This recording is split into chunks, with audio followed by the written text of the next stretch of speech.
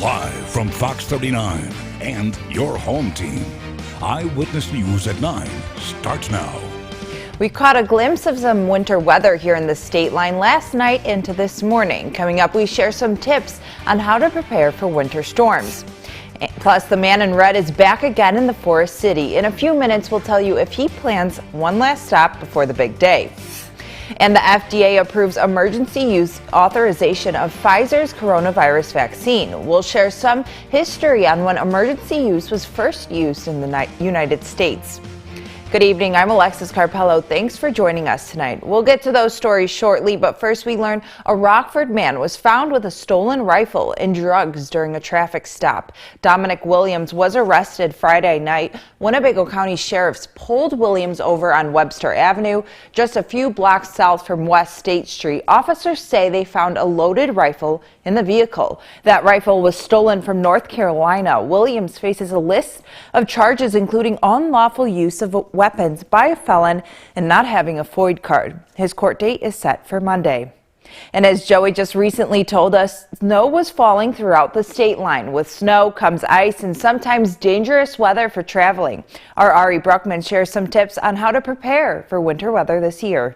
You will hire companies like us to come out and do your plowing and salting needs. Winter is here. The first round of snow already passing through the state line last night and into this morning. With more snow expected in the future, those that help plow the snow say residents should be prepared for what the rest of winter might bring. Stay at home, only gotta go out if necessary, drive slowly, accelerate and decelerate slowly, increase your following distance to 5 to 6 seconds while driving, know your brakes, don't stop if you can avoid it, don't power up hills and don't stop up hills. Eisman says if you have to go out on the roads, there are some things you should keep in mind. If you're going to go out and you want to make sure you bundle up for cold weather and gear up in your car, such as extra food, water, warm clothing, flashlights, a glass scraper, blankets, medications, and more just in case your car breaks down. He says snow isn't the only type of winter weather to look out for. I would get out to the stores like early today and make sure that you got your necessities you need, like food, things for the home,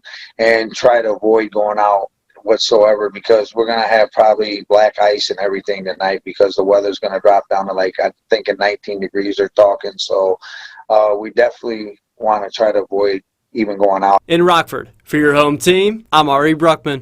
Now don't forget, the city of Rockford has a mobile app designed to help residents during the winter. The Snow and Ice app will provide details about snow emergencies, odd and even parking rules, and residential progress map. The map shows if streets have been plowed, are in progress, or haven't started yet. For more information on the app, find this story on mystateline.com. After taking a quick break from working at the North Pole, Santa Claus made his second stop in the Forest City earlier today. This time, residents on the southeast and southwest side of Rockford saw the man in red drive by in a Rockford fire truck. Santa even got out to pass out gifts to those on the nice list. Organizers of Santa's excursions say they want all Forest City residents to still feel the spirit of Christmas. I think kids are just excited to get out, and parents are just appreciative of anything that they can do to get out and about. Rockford has so many great assets this year in terms of getting out and seeing lights. You can come downtown and see the stroll decorations. You can go to Nicholas Conservatory. You can do the Mississippi. I mean, there's so many great opportunities to get out and about in Rockford and still have a great holiday season with your family. You have one more chance to see Jolly Old St. Nick next weekend. Organizers say the route will be up later into next week. Once posted, you can also find that information on mystateline.com. As we approach International Women's Month in March, Eyewitness News wants to recognize the contributions women have made here in the state line. These women inspire, lead, and forge a path for others. They've helped shape public policy, made social progress, or enhanced the quality of life for their community. We need your help to find these remarkable women. Head to our website, mystateline.com, then go to the Community tab to find the nomination form. We'll select 4 of the nominees. One has the chance to win the Next Star 2021 Year Award. During a special ceremony in Chicago, nominations can be submitted through December 20th.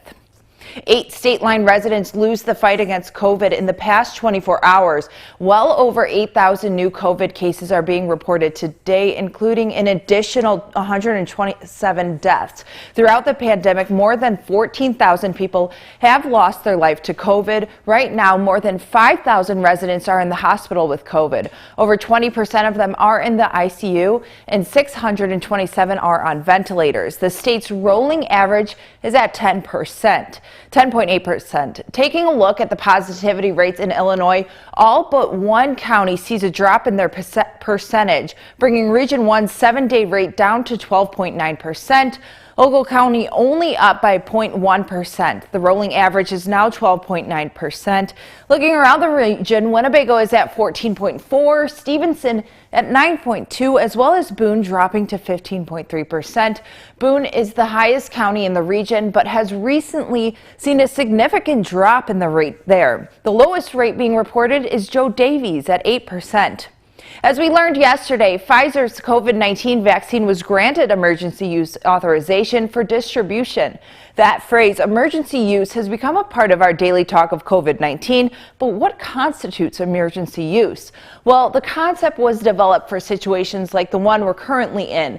It's used to help develop a drug therapy when the country doesn't have one at rapid rates. The emergency use authorization was first used in 2009 during the H1N1 flu season. One of the drugs that we know today is Tamiflu. At that time, really had no use or approval for infants, and H1N1 was dramatically impacting the kiddo population, our pediatrics. And so they went through and evaluated the evidence that they had on efficacy and safety and opted to implement an emergency use authorization at that time. The FDA uses an independent review team for emergency use authorization to ensure vaccines are safe and valid. A CDC panel voted today to recommend Pfizer's vaccine for people 16 years and older. That decision comes one day after the FDA greenlights the vaccine for emergency use. Fox News senior correspondent Mike Tobin shares more details.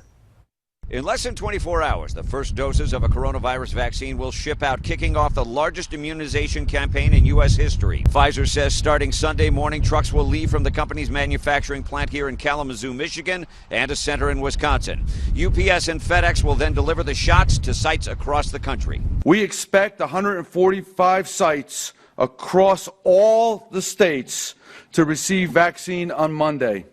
Another 425 sites on Tuesday, and the final 66 sites on Wednesday. The delivery is coming after the FDA authorized emergency use of Pfizer-BioNTech's vaccine late Friday. Some 3 million doses are expected to be in the initial shipment. States have the final say as to who receives the immunization first, but it's expected healthcare workers and nursing home residents will be first in line. Together with other vaccine manufacturers, this collaboration is expected to deliver hundreds of millions of doses to Americans by the end of next year. An added challenge for distribution is Pfizer's vaccine must be stored at ultra-cold temperature. The company says GPS-enabled sensors will track the shipments and ensure they stay cold. FDA officials are confident sites will properly store the vaccine. We put forward the conditions that need to be adhered to. We try to make it very clear in the labeling, in this case in the provider information sheet, how the vaccine will be handled.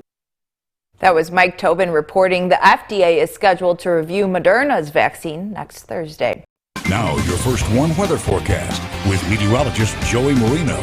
Good evening, everybody. We saw that snowstorm move in this morning, bringing up over 5 inches of snow to portions of northwest Illinois and also southern Wisconsin. You can see here Nora and Stockton, Illinois, over 6 inches. Edgerton, 3.8 inches. Freeport, 3 inches. Rockford, on the bottom of the spectrum, only getting 0.4 inches of snow. But just have to watch out for any slick conditions out there, because all that moisture and all the slushy snow that we got to see this morning will contribute to icy conditions if you're going to be traveling throughout the evening and into the overnight hours. Taking a live look over downtown Rockford, we're pretty quiet right now with a couple of flurries moving on through the area. You can see temperatures right now 29 degrees in Freeport, 29 in Monroe, 32 in Rochelle, 32 also in DeKalb, and 30 degrees right now in Savannah. Winds behind the system are out of the northwest, so that is going to bring down temperatures by tomorrow morning into the low 20s with wind chills down into the teens. So if you have to be up and about early tomorrow morning, I would suggest making sure that you do bundle up so that you can stay warm getting to your destination tomorrow morning. But you can see a couple of flurries tracking in from the west. Now, these are not bringing any disruptions for the evening commute. What will bring disruptions will be the icy conditions that do come about because of those temperatures dropping below freezing. So watch out for that this evening. We are looking at quiet conditions behind this system, and also maybe a few breaks of the clouds as we get into tomorrow morning. So here's a look at our planner for the overnight hours. Temperatures dropping back down to the low 20s. We'll have partial clearing leading to a partly cloudy start to our day tomorrow. Now, Futurecast is showing dry conditions as we get into tomorrow morning. You can see partial clearing across the state line, so that's going to allow for some sunshine for the start of our Sunday. Now, as we go further into Sunday, there will be more cloud cover that moves in, so we'll have filtered sunshine throughout the day. But because of that northwest wind, we are going to see temperatures back down to the low 30s. So those 50s that we got to see last Wednesday and Thursday are long gone. We are going to see more average temperatures as we get towards the end of the weekend. Now, there's going to be a ridge of high pressure that moves in overnight into Monday, and that's going to bring drier conditions to the state line as we get into the new work week, and that's when we'll have our best chance to see some sunshine. So as I mentioned, behind this system, we are going to see that winter-like chill return to the area. Temperatures in the low 30s, overnight lows back in the low 20s and teens. But when you factor in that wind chills will feel more like the low to mid-teens as we get into Sunday morning and Monday morning. So definitely make sure that you do bundle up for both mornings, especially if you're going to be traveling to work or school on Monday morning. So cloudy evening, that's going to lead to some partial clearing. Overnight temperatures in the low 20s, 34 degrees for a high tomorrow. We'll have a chilly morning leading to some filtered sunshine. That wind out of the northwest will make it feel like the teens and 20s. Now, we're going to stay in the 30s into the start of next week. Our next chance for precipitation does come Tuesday and Wednesday, but the better chance comes in with the system that'll warm us up heading into the upcoming weekend. Back to you, Alexis. All right, thanks, Joey. David Greenberg's in with sports. It's almost the end of the college football season. Are you okay? No, I'm doing okay. I'm hanging in there, but I've got all the highlights from today's final regular season games around the Big Ten. Stay tuned.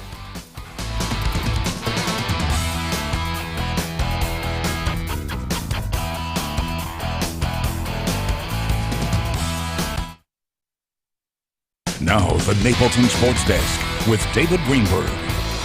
I don't know about you, but to me, the final week of the Big Ten season would not be complete without a little bit of snow, or a lot of it. This video coming in on Twitter from Tommy Lang about 6 hours before game time. Temperatures near freezing at kickoff. If it wasn't the snow, it was the ground and pound low-scoring affair that had this one feeling like the ultimate Big Ten battle. Just 6-0 at halftime, but in the third, Spencer Petras finds Amir Smith-Marset for the score. Hawkeyes go for two and get it. They're up 14-0. Later in the third, Wisconsin punches it in from the 1 to bring it to within a touchdown. Iowa gets the ball back at the end of the quarter. Petras launching and connecting with Smith-Marset for the score. Does a little flip there and injures himself, went into the locker room and came back in a walking boot. But here's the dagger from Tyler Goodson, 80 yards to the house. Badgers have now dropped 3 straight. They lose this one 28-7. There's been a running joke that there's no tougher place to play than Ryan Field at 11 a.m. The Illini felt that today. A cold and wet afternoon in Evanston. Northwestern got on the board first on a pass from Peyton Ramsey to Charlie Mangieri. They take the 7-3 lead. In the third, Wildcats running the Wildcat with Cam Porter. He takes it around the edge, and it works to perfection. Northwestern extends their lead 21-3. Later in the third, Northwestern with the ball. Handoff goes to Evan Hull. He finds a crease and explodes through the hole. The Wildcats rushed for 411 yards. They topped the Illini 28-10. Next up for them, the Ohio State Buckeyes and the Big Ten title game. Well, any fan of college football knows all the great rivalries, and you can't complete that list without Army and Navy. It was the 121st time those two teams met on the gridiron, a foggy, rainy day up in West Point, New York. The Golden Knights don't throw it much, but they did here, and it paid off with a big gainer. A great grab by Tyrell Robinson. That set up a field goal. In the third, Navy with the ball. Xavier Arline takes the snap, and he finds a lane and plenty of open space. He takes them all the way down inside the 5. Ball came out, but he was ruled down. A few plays later, 4th and 1, trying to hammer it in.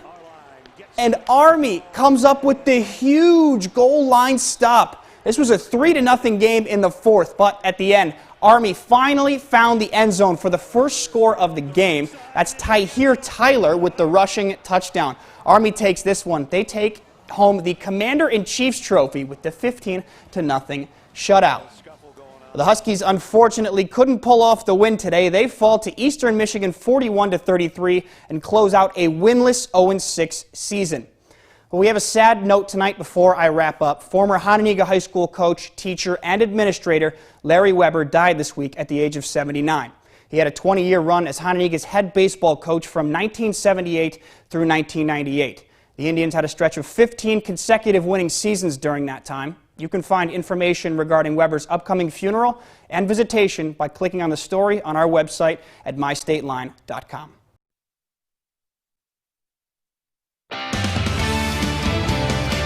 Joey's back with one last look at our forecast. It is supposed to still be chilly this weekend, right? Yeah, you know, it would have been nice to see a little bit more snow here in Rockford, but snow lovers out to the northwest and southern Wisconsin got to see a good chunk of snow, and it's going to be a little bit chilly as we get towards the end of the weekend and into the start of next week. Here's a look at our First Warn Interactive Radar, sponsored by Rockford Auto Glass and more. A couple of flurries out there, but overall we are going to stay dry for the rest of the weekend into the start of next week. You can see high temperatures, though, following this system will be in the low 30s into Monday. Best chance to see some sunshine in the upcoming days will be on Monday. Then we stay in the low 30s, but there is warmer temperatures on the way as we get into the next weekend. So looking at a high of 40 Friday, 38 on Saturday. Back to you.